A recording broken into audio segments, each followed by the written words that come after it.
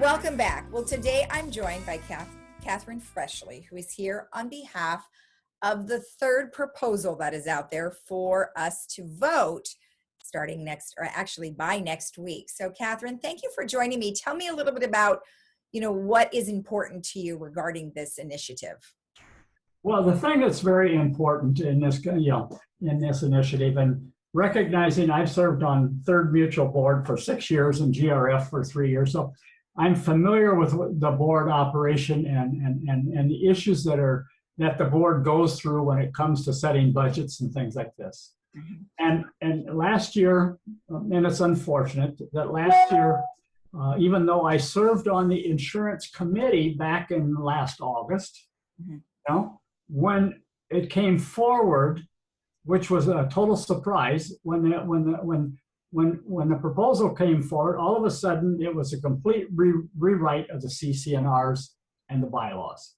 Right. This was something that, in my opinion, didn't need to be required, wasn't required for the community. We've operated effectively on those CC&Rs since 1989.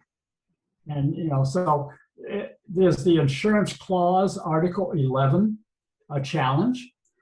Yes, it was for the board and the way it was being interpreted this time, which was different than the way we interpreted it previously. But with their current interpretation and the way the board felt was that the first phrase says you got to have 100% coverage for the community. And which, frankly, in my opinion, is very improbable, because with Third Mutual, we have state highways running between us. We've got roads running between us. The probability of every one of our buildings getting destroyed at one time is absolutely, in my opinion, zero. It's highly improbable.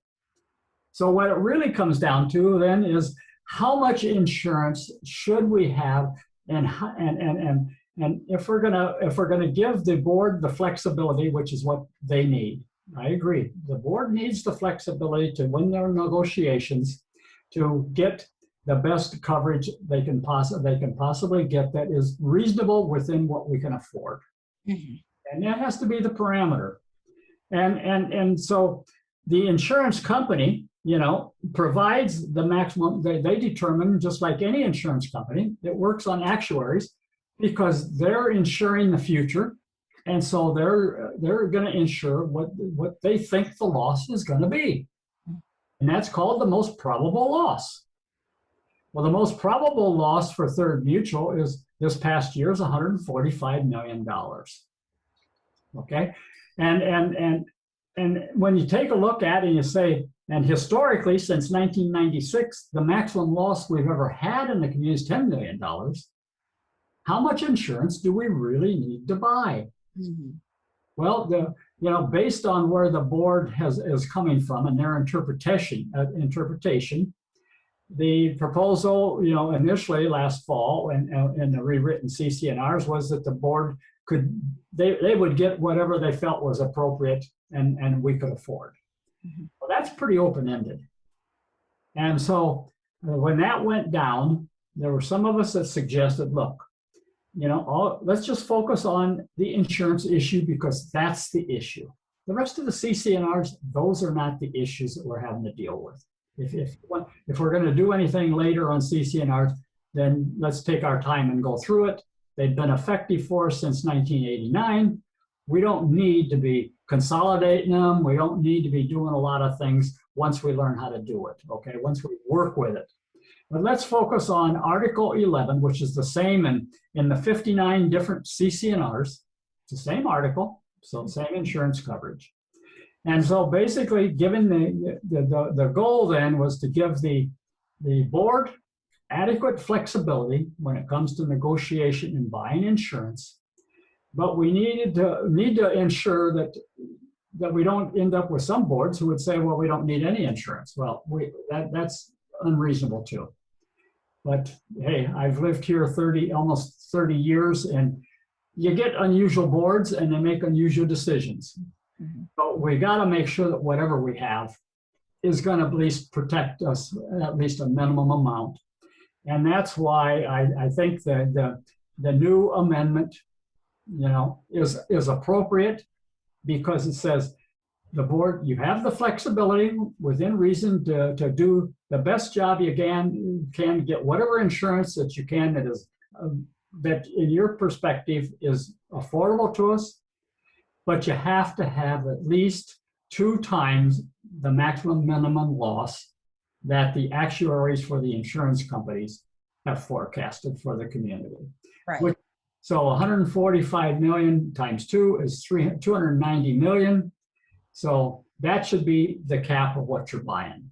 And now go out and negotiate with all the different insurance companies to get the coverage that is adequate and provides that level of coverage for the community. And so I hope everybody has a little bit better understanding of this. Mm-hmm. It's not the board trying to be foolish or crazy or anything like this. I agree. When I read that that amendment, would I have worded it somewhat differently? Yes. But let's not argue over the wording in something if it's going to accomplish the purpose that we need. Okay. We need to get the thing passed because we're setting up for a budget for 2022. Yes. We need to get the insurance issue settled so we know how much our monthly assessments are going to be. Right. And we need to make sure that the board at least recognizes that there's a limit to what the residents and owners are capable of paying. Sure. Let's be absolutely realistic on what the insurance levels are that we need to carry for protection of the community. Right. Well, one step at a time, right? I mean, the first thing first is to make sure everybody gets their vote in, gets that ballot in by next week. I thought the counting was this Friday. Well, no, the 28th. Well, the 28th. Okay. Yes. Let's get everybody focused on the 28th then, because big 28th and the 29th of next week are important days. So definitely get that vote in as soon as possible. Well, and everybody needs to realize, there's 6,102 units in third.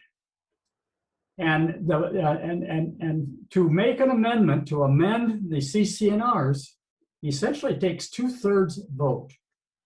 That's 4,000, a little bit over 4,000, about 4,100 votes. Yes. Historically, and I hate to say this, but historically, even on a lot of our ballots, we've never gotten more than maybe 3,500 votes.